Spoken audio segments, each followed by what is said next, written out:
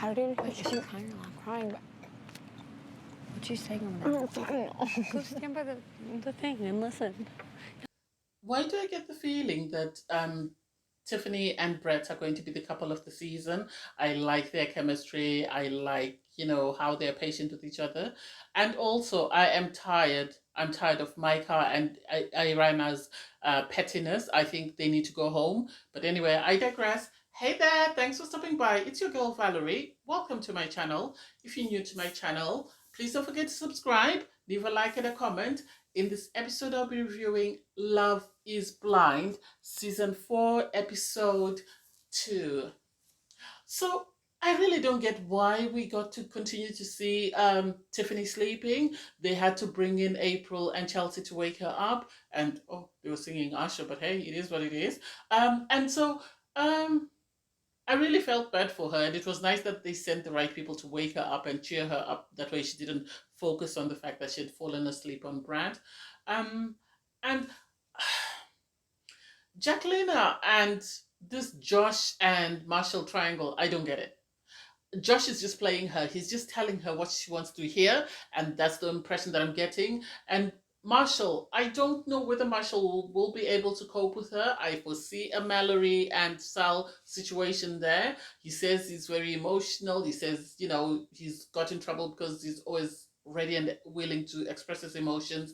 And so I do think he and Jacqueline have a better connection, but I don't know long term whether that will actually work. And it broke my heart to hear Marshall talk about his upbringing, the fact that, his dad was very strict with him and how sort of he wasn't good at giving affirmations and how that broke him down. I think this was the moment, the light bulb moment when their connection grew stronger. And I think this is where it surpassed her connection with Josh. And I think this is why Josh was threatened and sort of then had the conversation with her. But I could be wrong. And then, oh, Tiffany. Tiffany came with the little shoe because I think she was worried that Brett was going to say no and he wouldn't come to the pods. And she was actually surprised when he turned up to the pods. She was nicely dressed. I don't know whether this was proposal day because I understand that the last day is the day where everybody proposes to the person that they feel they have established a connection with. And so it was nice to sort of see her express herself and affirm her feelings for Brett and make sure that Brett felt she was apologetic, and not only that she was apologetic, the fact that she appreciated him, she valued their connection, she really was growing feelings for him. And so it was sweet to see Brett reciprocate that and then go down on one knee and propose. I think they are going to be that couple because every season there's always that couple that is very smooth sailing. Season 1 it was Lauren and Cameron. Season 2 I think they wanted to show it as Danielle and what's his name? I've forgotten the guy's name. And that didn't work out last season. It was Alexa and her husband. And I think this season is going to be Tiffany and Brett. I think they're going to be the couple that's smooth sailing. I can foresee towards the season the end, I can see them saying yes. And then we had in the pods Micah and Kwame. I think Micah was playing Kwame all along and she was stringing him along as a second partner just in case the connection that she felt was strongest didn't work out. That's the impression that I get. I think it seems like Micah wants to be on the show and she will stay on the show at all costs, but I don't think she liked Kwame as much as she made out that she did like him. And so I wasn't surprised when she broke it off with him because she had agreed with Paul that they were going to break off things with their sort of second options. And I have to give it to Kwame because he dismissed her and made it feel like he really wasn't that affected by her saying no to him. But I like the fact that he didn't cry in the pod like Jared did a couple of seasons ago, and people gave him flack for that. So I like the fact that Kwame was able to maintain his composure, express himself, say goodbye, and keep it moving. And Mika, I don't think was prepared for this. This is why she was taken aback when he just left because when she went back to the lounge area, she was sort of speaking to the girls and saying, "I don't understand how he took it so lightly. after he had expressed that he wanted to marry me. So I don't get why he suddenly changed his mind, and he was very receptive of this information that I want to end things with him. Whereas with Paul, when he went to speak to Amber, I think Paul knows that Micah might not be who she is presenting herself to be, and I think Paul is playing Micah, and I think this is why Micah and Paul were using Amber and Kwame as their plan Bs. And so when they realized that, oh, we think we're better together, this is why they broke it off with the other two. And I felt so bad for Amber. I felt so bad. I was so heartbroken. Even Kwame, when he was crying, I was heartbroken for that.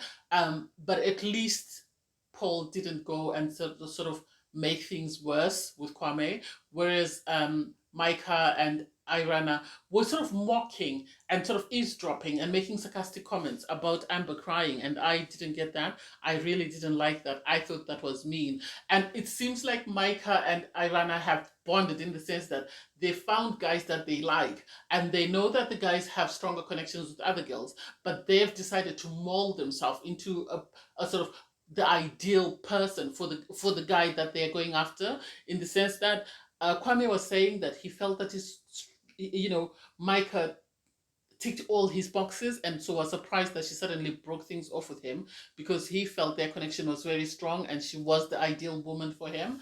And this is the same thing I think that Irana has done, in the sense that she has gone to her connection and has molded herself into the person that the connection wants her to be, and that way, the other girl is kicked off.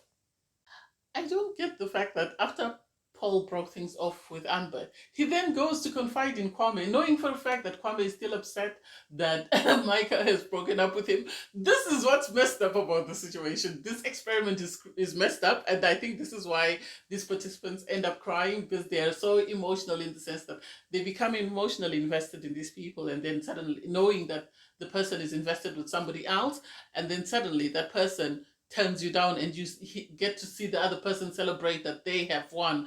And I didn't like that for Kwame. I didn't like that for Kwame. Neither did I like that for Amber.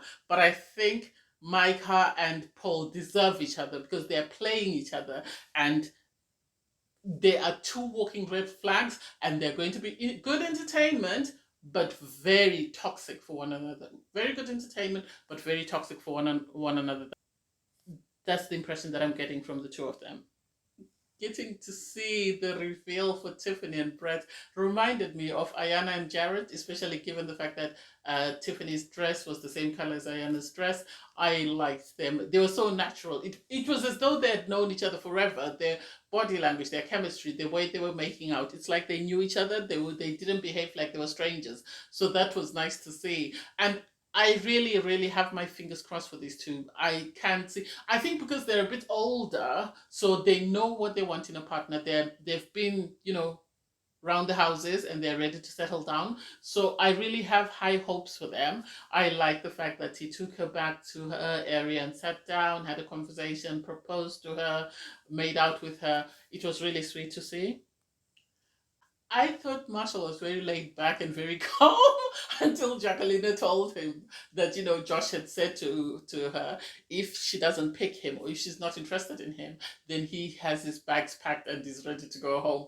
She didn't tell him who the guy was, but oh my God, Marshall was on fire. He was about to set the pot on fire, because he couldn't understand why someone was trying to do that. Because I think it was Josh trying to give Jacqueline an ultimatum, which sort of confused her, in the sense that she didn't know who to settle with. And this is why I have to give her credit. And she's had the biggest transformation from the way she was in the episode 1, where she was very dismissive to guys that said things she didn't like, or guys that sort of gave her the ick, to suddenly being, there, being emotional, being, honest and open with Marshall. I have to give her credit for that. She's had the biggest character development. I hope this continues even once they leave the pods.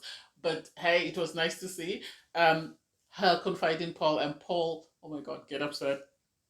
And to see Jacqueline go back to the lounge area and start crying.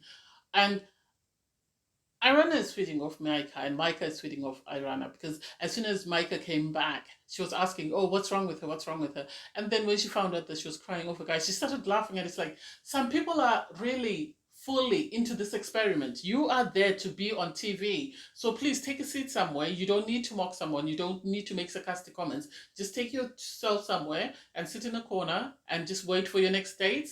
I didn't like that. And then in the men's area, you have Marshall sort of confiding in Brett. I think because everybody knows that Brett's only got one connection and that's it. And I think this is why he offered himself to say, I'm only into Tiffany and nobody else, so I'm not it. You can, confide in me anytime you want. And I think Josh felt guilty. This is why he stood up to say, I am, I'm so sorry. Is there anything? I am the one sort of who's had the conversation with Jacqueline. And then in his confessional, he's saying, I'm very competitive. And it's like, this is not a competition. This is for people to find an emotional connection with someone and see if they can build on it. It's not for you to win. You're not getting a prize at the end of the day. You can't use someone as a trophy or a prize to say, I want to win that person. What if she doesn't feel the same way? Oh my God, the producers, whoever did the casting for this season, really went to the bottom of the barrel and got the worst of the worst characters. Oh my God, I can't help myself. I really can't stand some of these participants. It was nice to see Brill and Chelsea sort of confiding each other and telling each other if this experiment doesn't work, then we'll freeze our eggs and then we can buy a condo and sort of raise our children next to one another. And it's like, oh my God. Because I think Brill was trying to sort of comfort Chelsea because Chelsea was worried that um Micah has broken things off with Kwame, and yet I haven't heard from Kwame. So what's going on? I expect him to be upset, but I don't expect him to be upset for this long.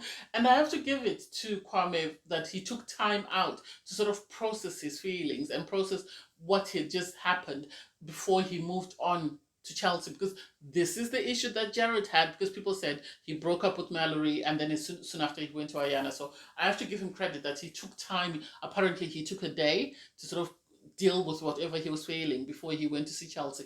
I think Chelsea is a more genuine connection for him. I think Chelsea, he's always said, is the one who's been giving him positive affirmations, someone who appears to be a ride or die. So I don't know why he is still hung up on Micah.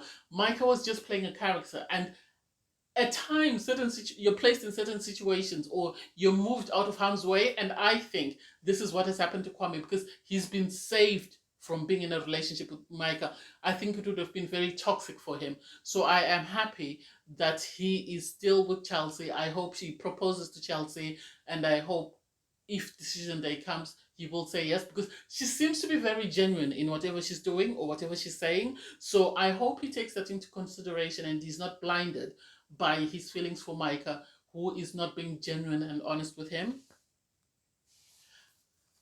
I thought Paul's proposal was cute. I really did, to Micah, but they are both in for a rude awakening because I think Micah's impression of what Paul looks like is not what she's going to get when the doors open, and I don't know whether she's going to be impressed with him because he looks like a nerd, and I don't think is going to find him attractive. I don't think she's going to be physically attracted to him when she sees him.